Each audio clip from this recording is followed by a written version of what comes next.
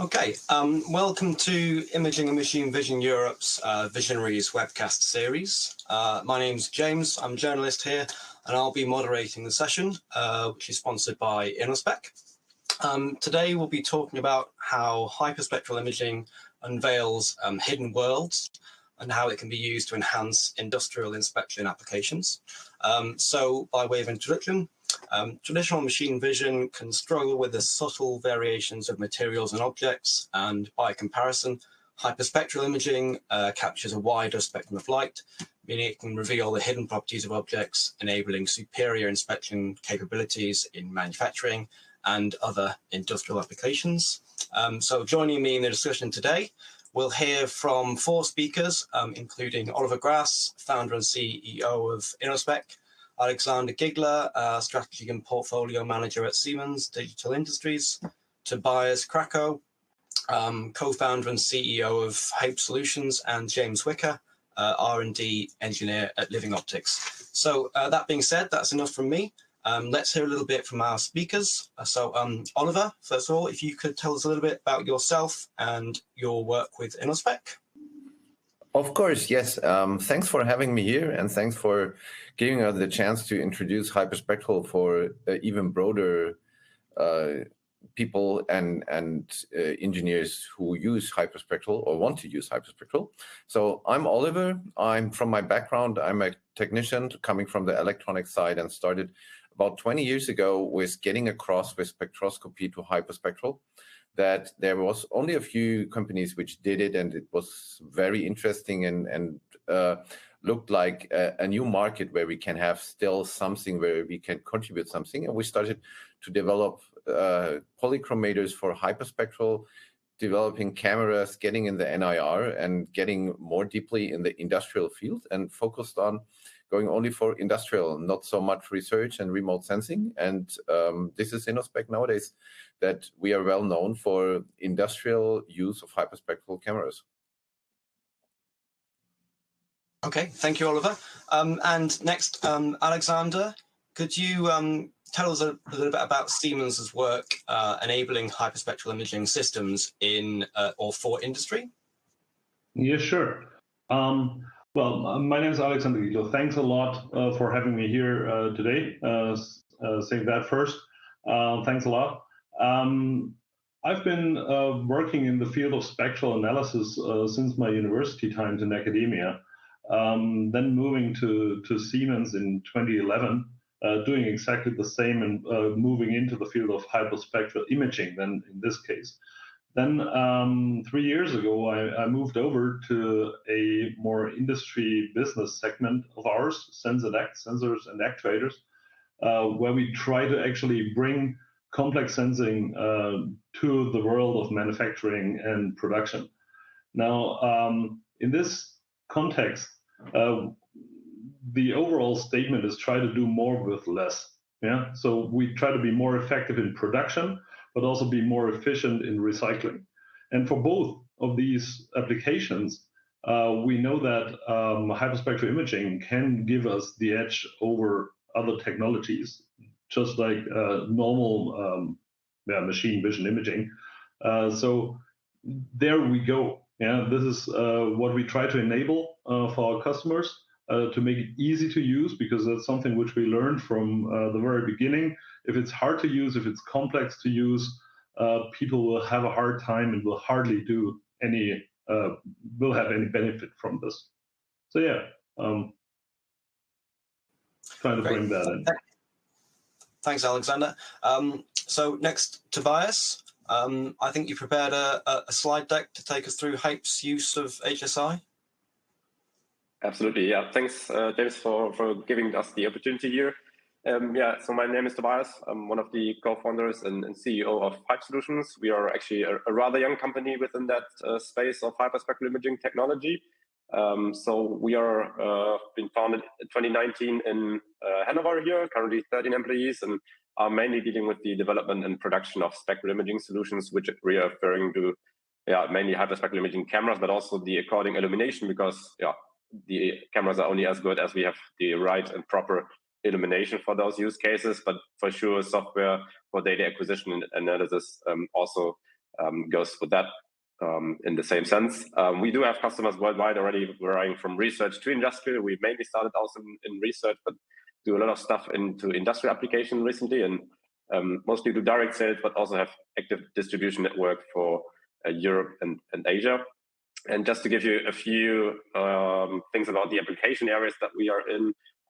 So we started out mainly within the agriculture plant phenotyping space, where we are a lot doing things in the plant stress monitoring, but there's also a lot of use cases that we do in the food industry, as well as environmental monitoring, geology, and also a lot of stuff in the recycling space. If you look on our product portfolio, I guess that makes a lot of sense there as well.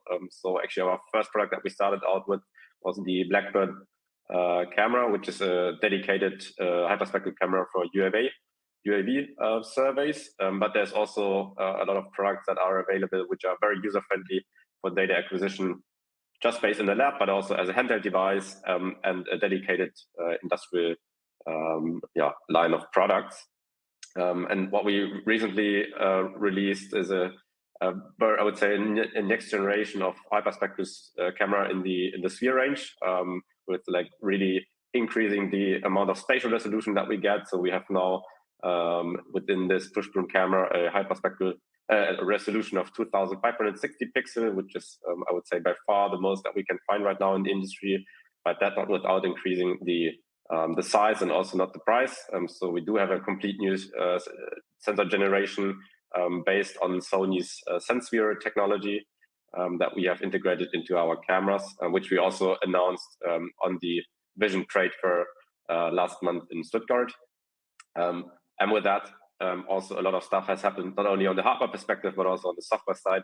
So all of our cameras come with a dedicated so-called Black Studio software, where you can do the data acquisition, for sure some spectral analysis and classification tasks, but also can categorize and store the data in a spectral material database. But we do have as well live classification functionality, which is also enabled by the cameras. So it's actually possible to receive the valve control and sorting statistics out of camera within our Black Industries series. That's a short introduction from my side. Looking forward to the discussion with the other one. Okay, thanks, Tobias. And last but not least, James, you're also treating us to a small presentation, I think, on the work of Living Optics. Yes, absolutely. Thank you for the introduction. Thank you for inviting me to speak at this event. It's a real pleasure to be able to talk about some of the latest developments in this field. So, brief introduction. My name is James. I'm an R&D engineer here at Living Optics, and my background is in industrial inspection. In particular, a lot of automated visual inspection in the aerospace industry here in the UK, which is where I first came across hyperspectral imaging. So a little bit about Living Optics first. So we're a spin-out from Oxford University. We were founded in 2020 off the back of some laboratory research in plasma physics, in which the basis of our camera technology was developed in the lab. Since then, we've grown to over 30 staff worldwide, primarily based here in Oxford, but also around the world in Taiwan, in the USA and Singapore. What's our product? We make a snapshot video rate hyperspectral camera, which we aim to be able to deploy around the world in industries previously inaccessible to hyperspectral imaging. We launched our first project January this year, and have made further releases on that throughout the year. And a few of our application areas I've put up there, we're looking at agri-tech and food, health and life sciences, but also machine vision, national security, and various others. So this is our product. This is the development kit. So what is it? Well, it's the camera itself you see in the top right of the screen. It's the developer-ready integration. So our camera runs off of a Python-based software development kit, and it's all packaged in that nice little kit that you see in the bottom left. So a little bit here, why do we need to make a snapshot camera? Why do we need to do it at such rates? And a very simple answer to that is there's a number of use cases where these live or real-time outputs are necessary. Basically anywhere where in the wider world an immediate decision needs to be made, we need to be able to get things pretty quick, and we need to be able to see a whole whole frame rather than just a line. One of the biggest bits of feedback when we first proposed this idea is that this needs to be accessible and easy to use for vision developers or for engineers in general. And of course, when we're being used outdoors or in the field, we need to be both fast but also able to respond. So a little bit about how our technology works. So within our camera, we take these 4,384 spectral points and we obtain a 96 waveband spectra from them.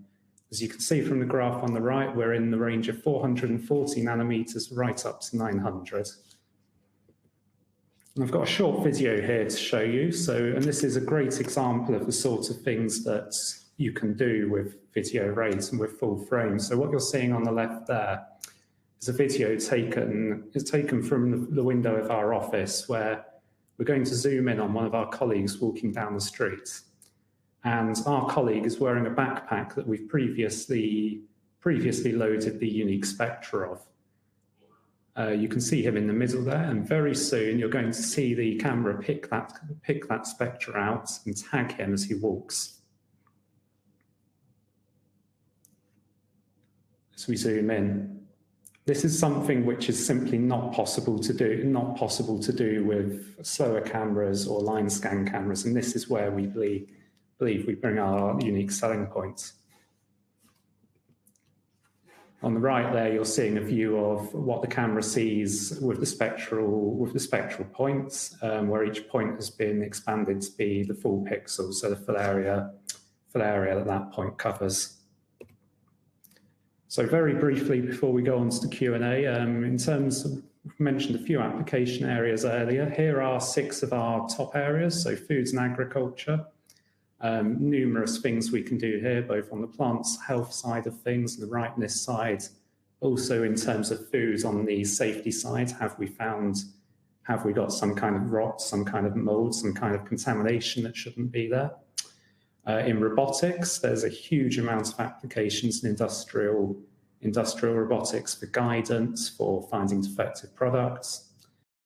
In medical, there are many areas, and again, this full field of view rather than line scan approach opens several things in tumor detection, for example, where you need to be able to image the whole area of a part of the body very quickly. Industrial QA, so have you got the right color in colorimetry, and potentially checking for things such as solder joints and other components integrity.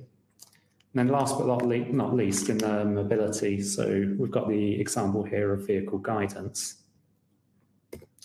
That concludes my hopefully brief introduction to living optics. I think at this point I will switch off my screen share. Excellent. Okay, thank you, James. Yeah, that's all very interesting. I'm sure we'll look more into all those use cases in the questions we've got coming up. At this stage, I should point out to our audience, if you have any questions at any point during the webcast, just type them into the box down at the bottom, and I'll try to put them to our speakers during the discussion. If there's no time during the discussion, it is being recorded and it will be available on the Imaging and Machine Vision Europe website for 12 months afterwards. So you'll be able to view the webcast back again, and I'll be able to put your questions to the speakers later on as well. So with introductions and housekeeping taken care of, let's start things off with our first discussion point now. So Oliver, if we could start off with you, tell me about some of the key use cases for hyperspectral imaging. Where can the technology make a big impact? Yeah, like we discussed already previous, so it's widely known that hyperspectral got his kickoff more than 10 years ago, mostly in recycling. So plastic recycling, everybody, at least in Europe, knows the yellow bags and the plastic collection in the households. And with this technology of hyperspectral, it was possible to sort this different kind of plastics in a certainly pure material streams where you can reuse them and the loop is more close. So this is still one of the most applications which is industrial use. All the others, like we know and we go for, like most other suppliers in this field, also is in the food and beverage market, the Q&A, Q&C, which comes more and more up, especially with the capability of hyperspectral, that you can use it to find chemical informations inside the samples, that you can get deeper knowledge about your fruits, about your products, and also about purity or foreign object detection. And industrial inspection, of course, farmer, agriculture, this is the main markets, industries where we see a lot of opportunities and also a lot of use already in hyperspectral. Okay, thank you, Oliver. So maybe Alexander, how does Siemens incorporate hyperspectral into factory automation and smart manufacturing solutions?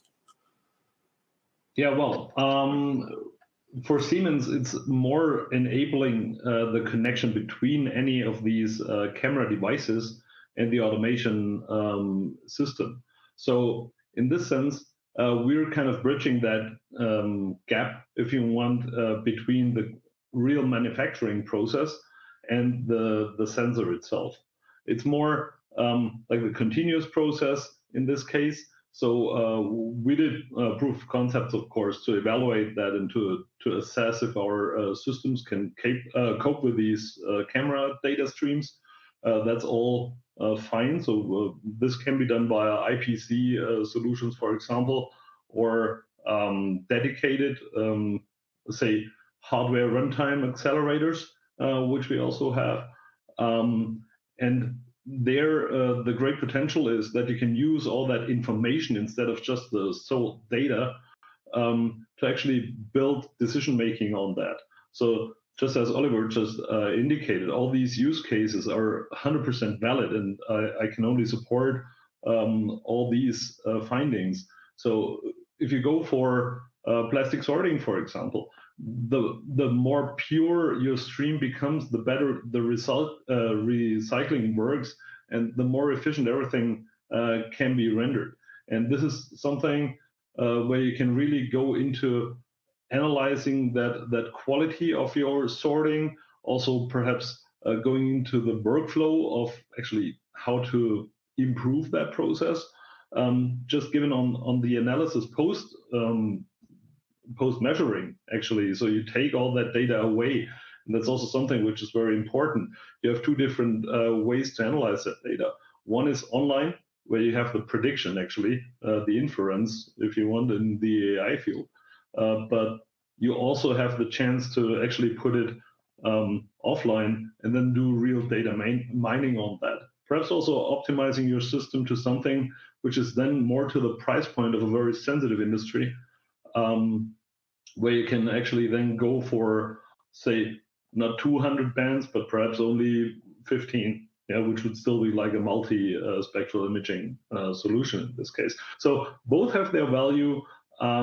We always need to come up with a suitable idea for the customers, and most of the time, price is also a tag, which is relevant.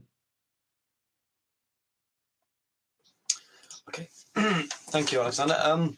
So Tobias, then, tell us more about recycled material sorting from your point of view. How can hyperspectral make recycled materials processing and manufacturing with recycled materials easier?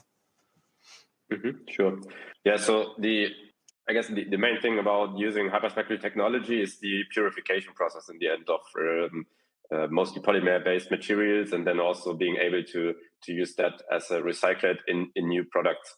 I would say we have seen a lot of improvements in the past years of this technology. However, what was definitely missing in the past is that the spatial resolution that we had in the earlier cameras was mostly limited to like 320, 640 pixels. That's the maximum you could get, and especially for very, very tiny objects, also very tiny foreign objects, that is a big issue, because we want to detect any sort of impurities in a waste stream, especially if you look for flake sorting. There you have very, very fine objects. If there is I don't know, like PVC, for example, still in there, and you have the contaminant in a food packaging, for example, that you want to use in a later stage, then that's of a big issue. And the finer we can detect those impurities or foreign objects that we want to get out, the better it will be able to use in, for example, a new extrusion process. There's different sort of polymers that we don't want to have in the extrusion process later stage, and if we can sort that out, I would say this is a big thing. And what we have also seen in the past years now is also the huge developments that's happening around GPU-based capabilities. So we do integrate within all of our cameras is NVIDIA Jetson GPUs integrated, which gives us a huge potential for the on-camera classification, so that we don't need industrial-grade PCs for the analysis of the huge data amount that we actually get with Hyperspectral. That's a big issue still, I would say. And if we can reduce that already on camera, we don't need those big computers anymore to do the post-processing. And that's actually what we also showed at the Vision trade fair, that we can use the integrated GPUs to reduce, for example, the huge amount of 2,560 pixels that we have in one of our cameras. If you would transfer that through gigabit Ethernet, we would definitely have to upgrade to larger bandwidth. And if we do the on-camera classification, the amount of data that you will get through the 1 gig e-connection is totally valid. So yeah, that's also, I would say, one of the huge steps that we could do within the recycling technology as well. Right, and sticking with you, Tobias, for a moment, it's not just in factories, obviously, where the ability to see under the surface of objects is useful. You spoke earlier on about your work in agriculture, as well as did some of the speakers. Tell us about how Hyperspectral can be used for precision agriculture. Mm-hmm. Yeah, I would say the work that's been done in the agriculture space is still a lot of like pioneering work that you see there. But what is very important to know is that we as a human being, we see the plants that we see every day, we see them from a very human perspective. But there's a lot of things that are happening under the radar, I would say, especially if you look on, for example, the plant diseases, on drought stress, but also nutrient deficiencies. That's something we see on a very, very late stage, actually, with the human eye. But we can see in the hyperspectral range, we can see a lot more things earlier on. And especially for the plant breeding processes, this is very important information, because like plant breeding is a work that takes a lot of time. So if you talk to the plant breeders, it's actually from the start to a new variety that's up on the market, it's about 10 years. And if you look right now on the issues that are caused with climate change, the different conditions that we can find on the field, 10 years is a very long time. And if we can reduce that breeding process by using hyperspectral technology, I would say this is definitely very, very interesting. It's not only the UAV-based stuff. The UAV-based stuff is very interesting to cover larger fields, but there's also a lot of things happening in the greenhouse, but also on handheld devices, where you can just like take the device to the field and do the measurement campaign on field. So it's, in general, I would say it's mostly about plant stress monitoring that's been done there. And on accessibility of the technology then, James, with Living Optics' work, you said earlier you work a lot on accessibility and with smaller organizations. How do you make it possible for smaller organizations to take the technology and use it out in the field?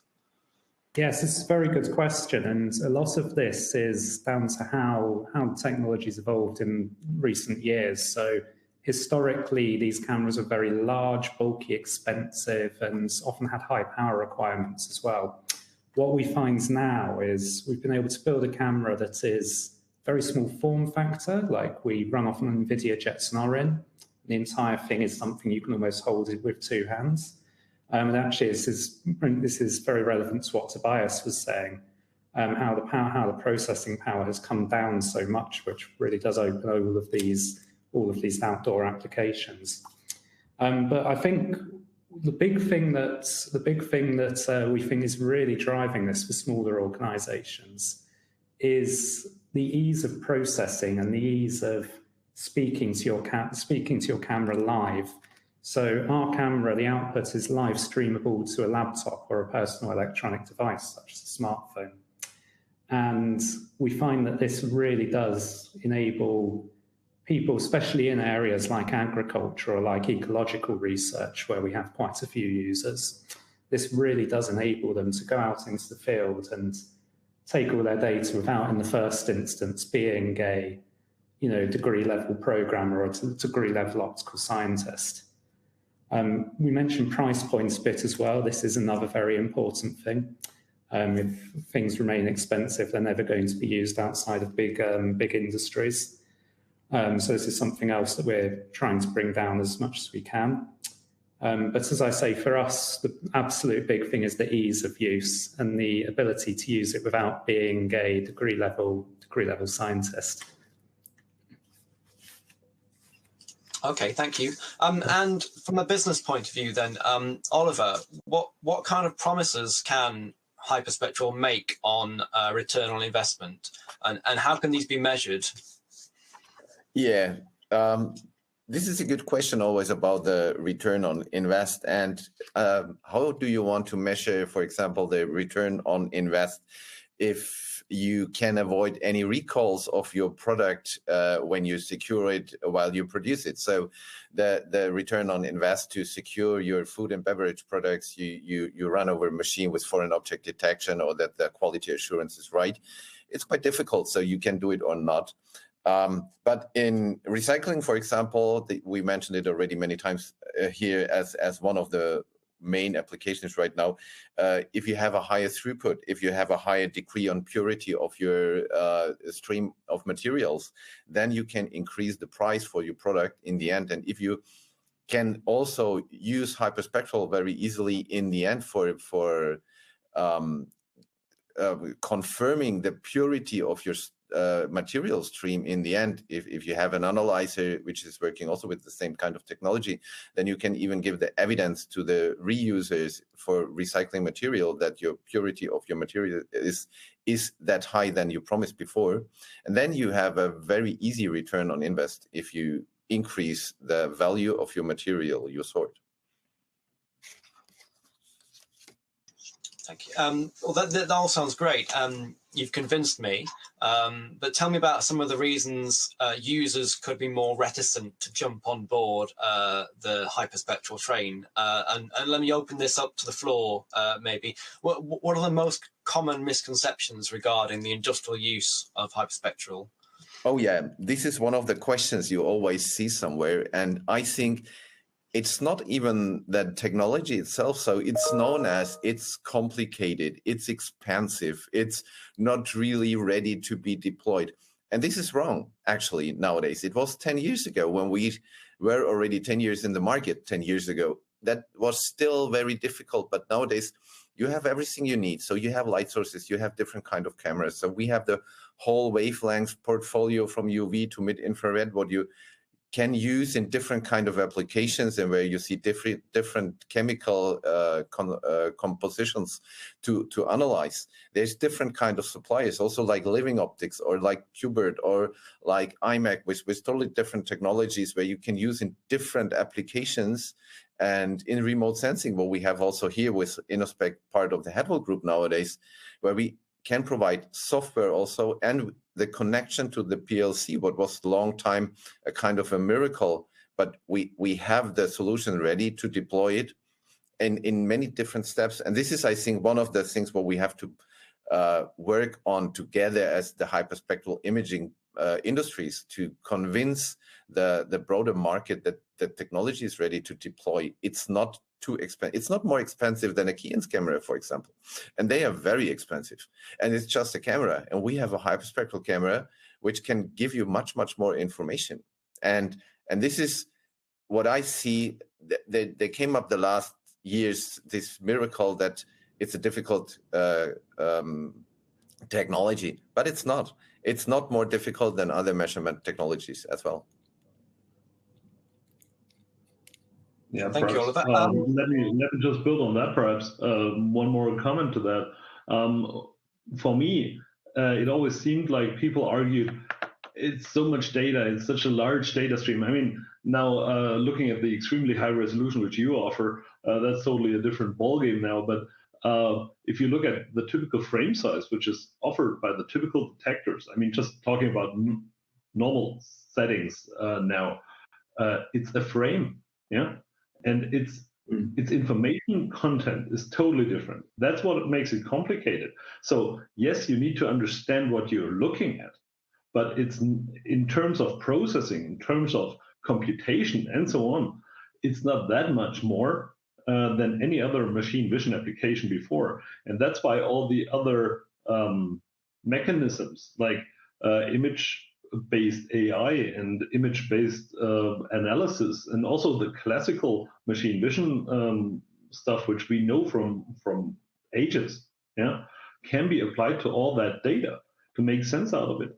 And then this information can be processed and used in the automation system. And that's exactly the handshake which Oliver just mentioned with the PLCs, with the control systems.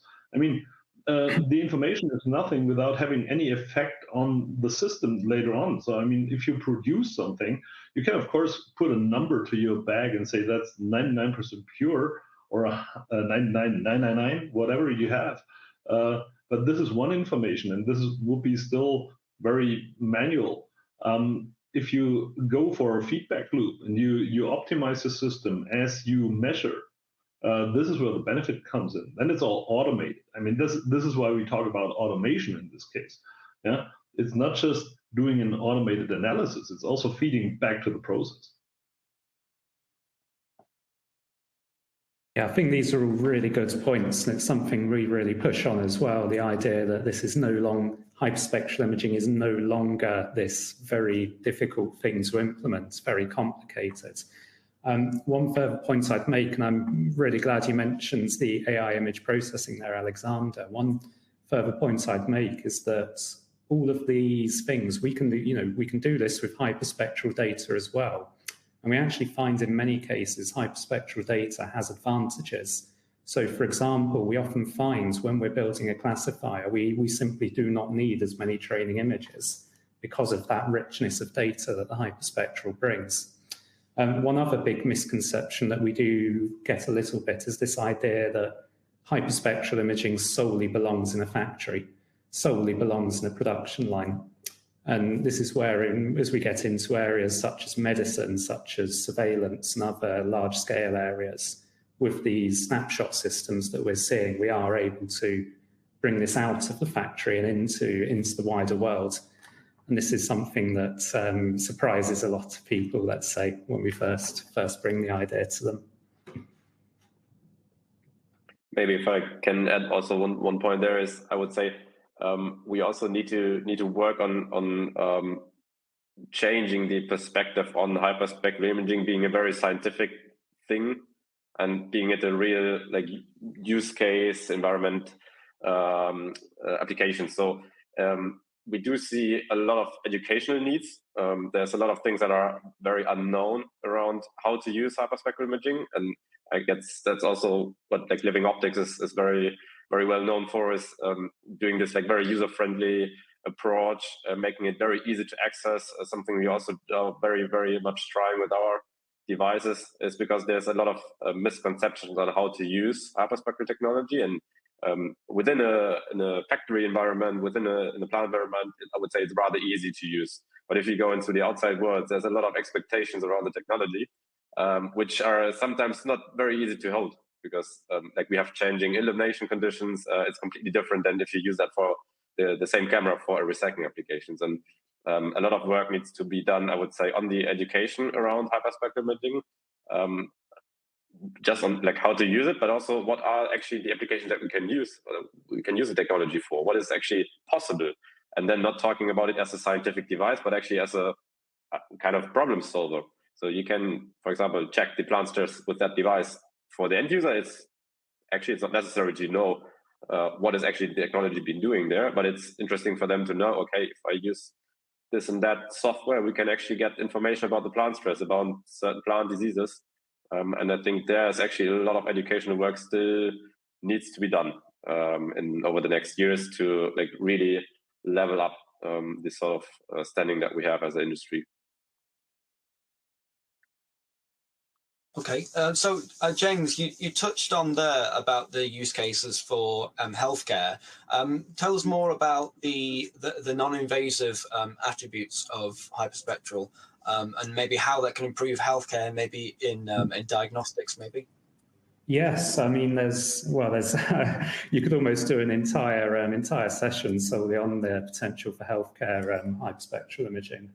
There's a few areas at Living Optics that we're particularly interested in. So we're currently running a project, actually with the Bill and Melinda Gates Foundation, where we're looking to, on a larger scale, rapidly screen individuals for anemia, and particularly anemia in pregnancy.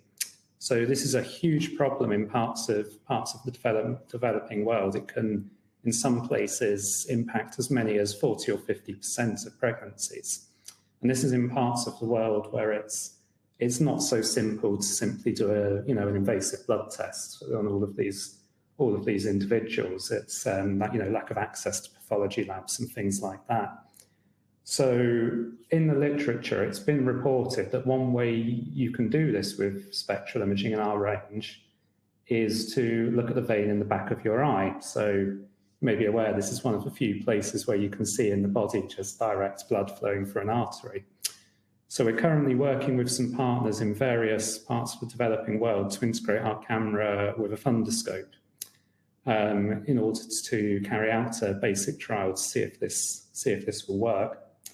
In terms of other areas, there's a lot of interest around using the camera. I think I mentioned this briefly earlier, using the camera to find tumor margins.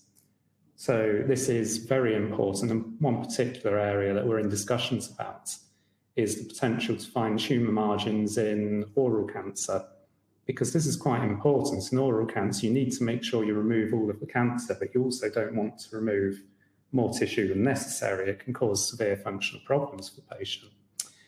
And again, in the literature, there are reports that by quite accurately finding the point where the ischemia starts, where the dying tissue starts in that cancer, is something that can be improved with the snapshot hyperspectral imaging. And so this really is an exciting area, and it's something that we're actively pursuing on multiple avenues. Thanks, James. And so, Alexander, are there any other sectors where non-invasive or the non-invasive nature of HSI makes it suitable for use that you can tell us about? Well, I mean, very promising, and what James just said. Using it in the medical field is definitely something where you can have a life-saving application out of this. Yeah, especially tumor margin, as just described. I can just underline all of this. Back at very early experiments, we also worked on that direction, and not saying too much, but that it's not just promising; it does work, but you have a long way to go as soon as you know it works to get that into the medical field. So you probably pick the most conservative, because of the patient treatment field you can get, except like personalized medicine, pharma. Definitely a great advantage to have a quality sensitive device which can help you optimize your production and individualize things.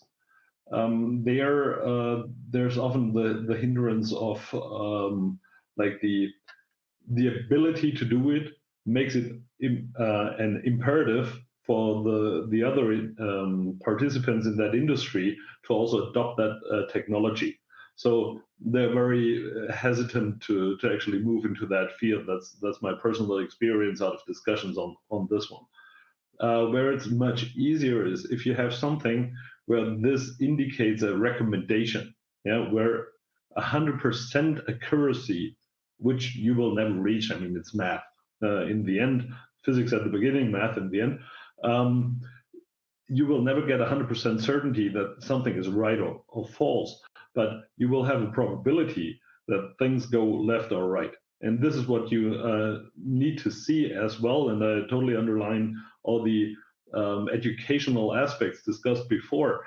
It's expectation management, which we definitely need to work on in this field, because at the moment, all of these applications, I mean, the life-saving they are, the specific they are, the special they are. They're a niche application, basically, for the overall technology.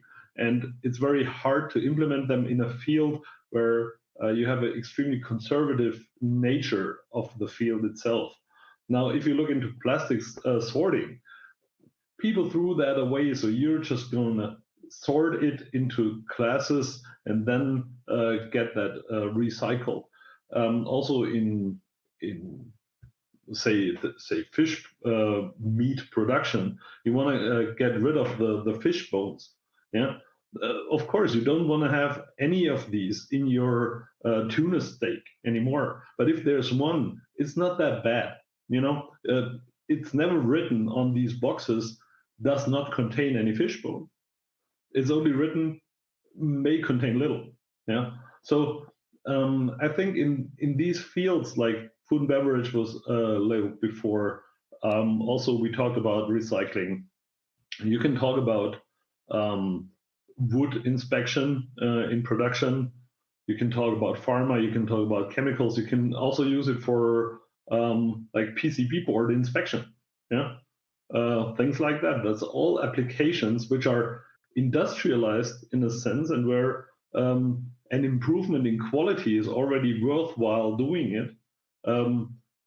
I would also perhaps not suggest to first in your application, if you want to get into that field, as one of the participants in the call, perhaps in the audience, if you want to step into that business, I would neither go for the absolute niche, which is extremely conservative as described before, nor go to extremely optimized production, like, for example, PCB boards and stuff like that, because that already has a accuracy and a quality of 99 point something percent. So look for something which is acceptable, that is not 100% right, but also has a quality need, yeah, a real need which cannot be addressed elsewise. And I think that would be an advice for everybody to go in that direction and try to go from there. And James, so moving back a few questions, moving back to, I think, Tobias's point about the use of HSI in the developing world, and developing on your point, James, about making sure it's cost effective and accessible. How important is this in those kind of developing economies? Yes, it's extremely important, and not just across the developing world, but also in various industries that are, very conservative when it comes to introducing new technologies. If you think back to when this technology first began emerging from laboratories, the price tag immediately ruled it out of the vast majority. I mean, other than the likes of satellite imaging, possibly military, and a few others. So to use in the developing world, and one of the things we've talked quite a lot about today is agriculture.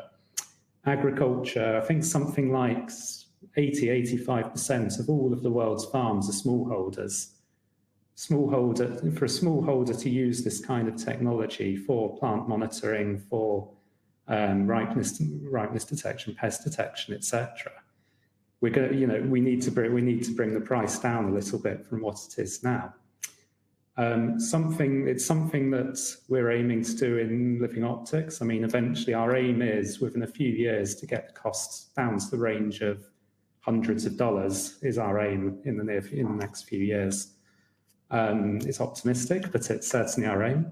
And the way we do this is simply through the supply chain, and trying to get that supply chain out there that's available for mass manufacture. Right, and Tobias, I mean, giving you the chance to add to that, if you'd like, how might that job to make it accessible be done? How might that be achieved?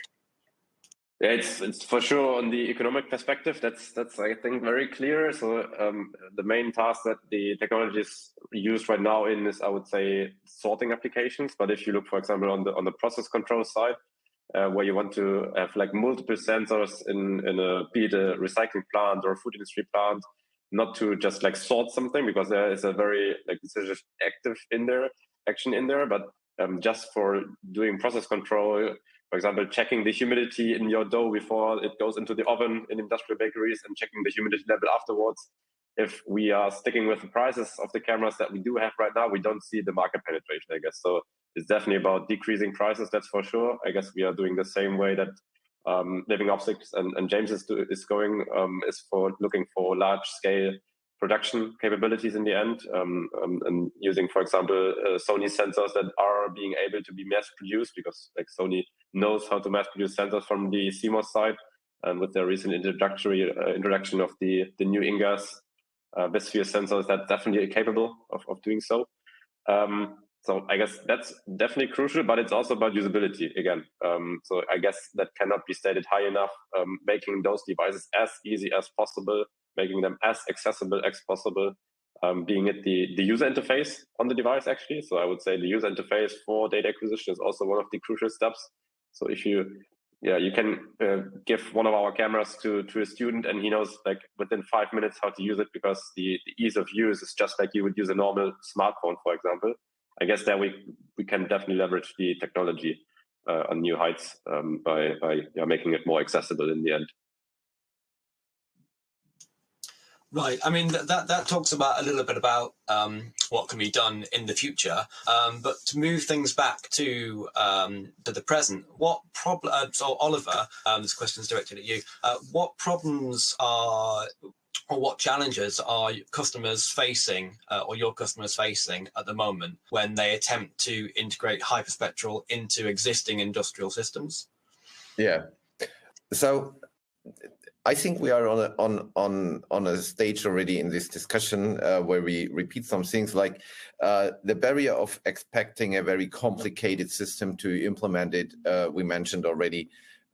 With development, this is always a previous task you have to do before you implement the technology in your machines or in your applications. Therefore, we have these stages developed, which we maybe see also later in the presentation, that enables already any kind of developers to use a hyperspectral camera with a lighting, with a software, with a translation stage, right away getting in the process of modeling your application, what you can deploy right away afterwards to a PLC connected machine. So this process to get it in the lab researched and working and deploying it to a machine is already shrinked to a minimal need of knowledge about hyperspectral. And this is the key for enabling new users to get them confident with how it's working, and then you can work with them together going through the whole process. And this is what we see always, that most of starting companies with hyperspectral in their scaling applications, going through the whole process to work on to get the application deployed with all the circumstances what you have in the fields, where we have a lot of experience already with customers, what it will affect if you deploy a model from the laboratory to the fields. And this is still a step you have to go, but also makes, especially in food production, for example, this companies very afraid to go this, because you go in their key value stream where they produce their product, and this you have to do at a one step and be confident. And this confidence we have to develop with this application engineering, what we do already. And there I see the barriers nowadays still to get the confidence to go in. Okay, thanks, Oliver. Yeah, so I think now I can move on to, we've had a question from one of the audience. They're asking if anyone, I don't know if anyone's able to do this, but can anyone point to any real life use cases where hyperspectral solutions have been used, and if you've got any feedback from those projects? plenty of applications already out there. We mentioned recycling as one of the best known. Alexander mentioned already before that it's also deployed in pharmaceuticals. It's in wood production. So you can, there's a lot of experience already that if you do panels, wood panels, that you have to cut out any kind of rotten wood parts to make the panels or something like this. We have in food production, so we have experience with different kind of berries and vegetables to have firmness in the production line. I bring always this example because mostly is confidence, so it's under NDA. But as an imagine an example is like if you produce tomatoes in south of Spain and you can sort them out already, which will not survive the transport to Germany, for example, then you can do ketchup right away in Spain instead of throwing away the whole lorry load in Germany at the supermarket. And this is the capability what Hyperspectral can do already now, and there's proven cases for that. If we just like stick maybe with the food industry, I guess foreign object detection in food industry is also something that is of course very, very relevant.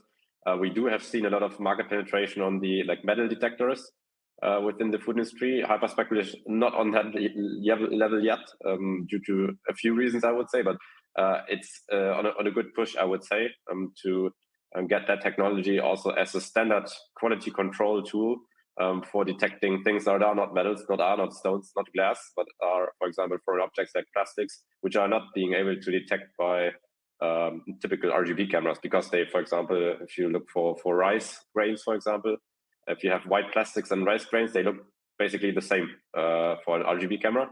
But if you look on the hyperspectral camera, it's very easy because you see the water absorption in the rice and you see the very clear spectral signature of the plastic. So this is definitely a task that can already be solved.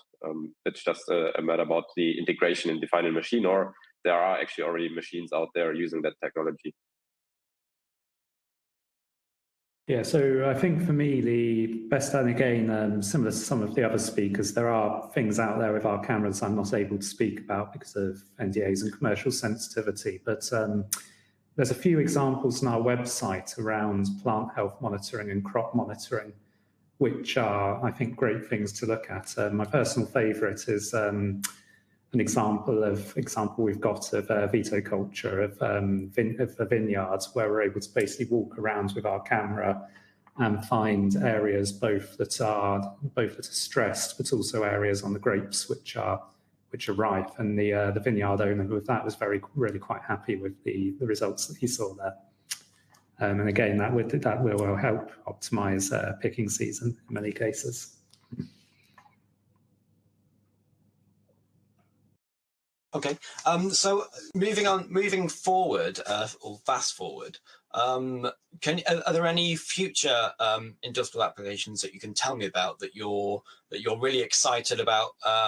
We're going to possibly see or develop maybe in the next 5 years that you've not mentioned yet because they're not kind of at that use case stage yet, but you're excited about seeing them in the future, and that's open to anyone. Yeah, there's a lot of going on. So one thing what comes up in recycling as the next stage from plastic is textiles. You read it, you see it, and you hear it everywhere. And there's also kind of regulation worldwide. If you see, textiles are more produced and there's more waste in the world than plastics, actually, which is a big use case and which is extending also wavelengths as you're working in.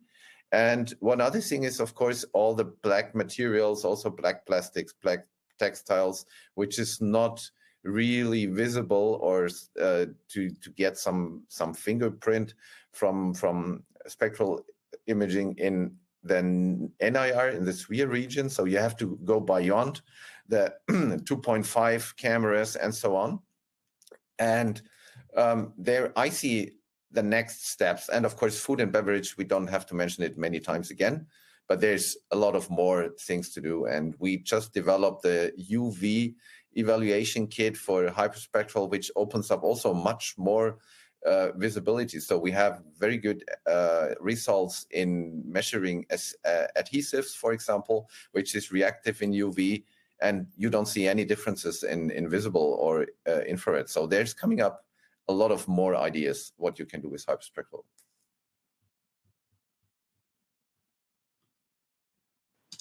Okay. Before we finish then, can I just ask Oliver and Alexander, maybe, I think we had some technical issues earlier on.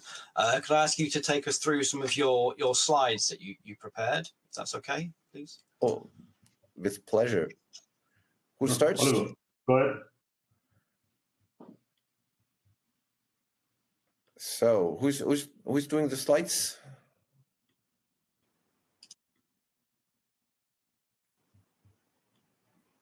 Are the slides up? I have them here. Does it work?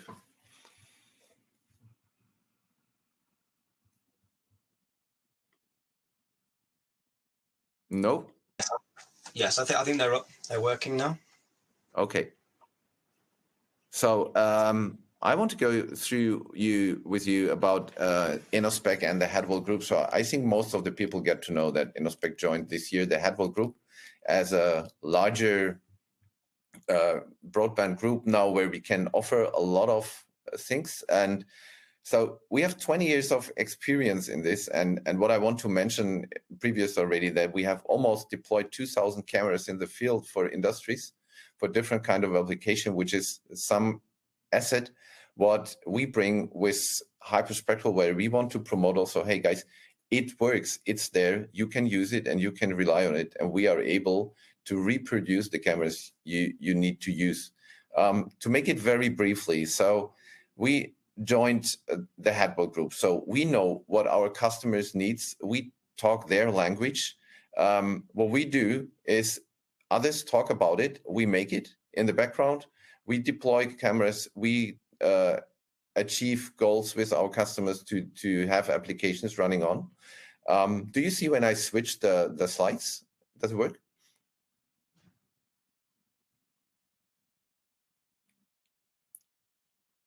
Okay. Then it's wonderful. So with the Headwall Group's goal, we want to become the industrial hyperspectral imaging leader in the market, and we are on a very great way to be there all around the world.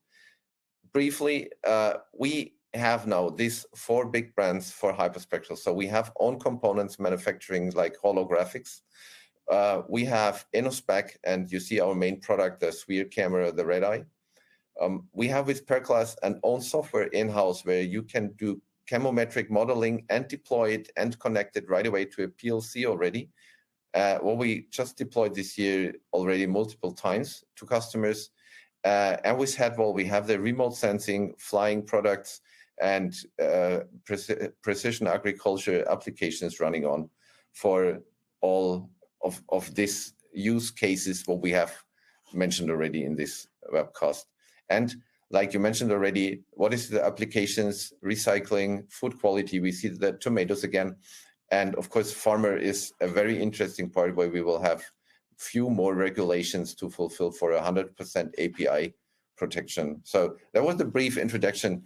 I don't want to bother everybody with a lot of presentations about our product portfolio, but I'm happy to answer questions after the webcast, and please contact me or our team for more information about that.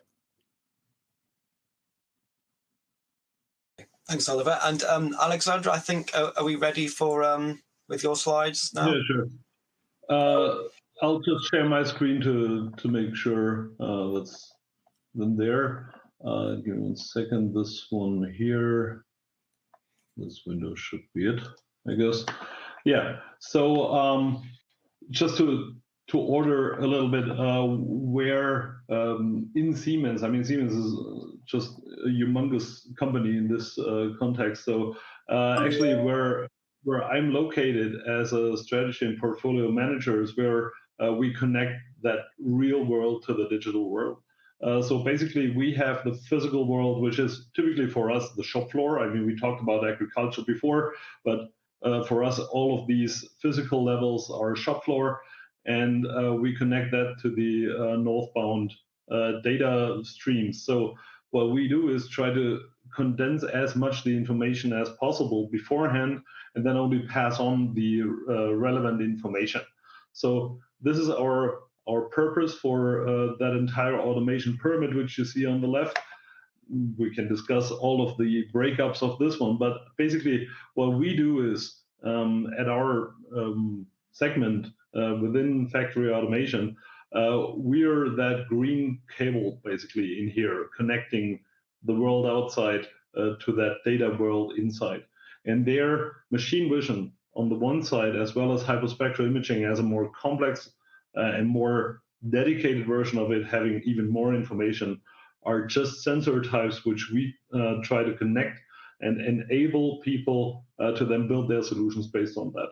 That's why we always operate through that enablement of the solution builder, basically. Is it the end customer? Is it our own solution teams? So based on this one, just let me give you one example to make things a little bit short. On Hyperspectral, I talked about a European funded project which we had. This was actually, as you asked for, a real life application before on washing machine bodies. We just put whatever stain you can have in a production, from silicone oil to actually jelly and butter, to actually have all the different kinds of contaminations. And Hyperspectral was just so beautiful to show us all the contrast and enable the classification there. Everything done by a robot, so it's not necessary to have that. Well, you can simulate both. You can have a robot moving around. You can have it on a conveyor belt. But that's like the one side.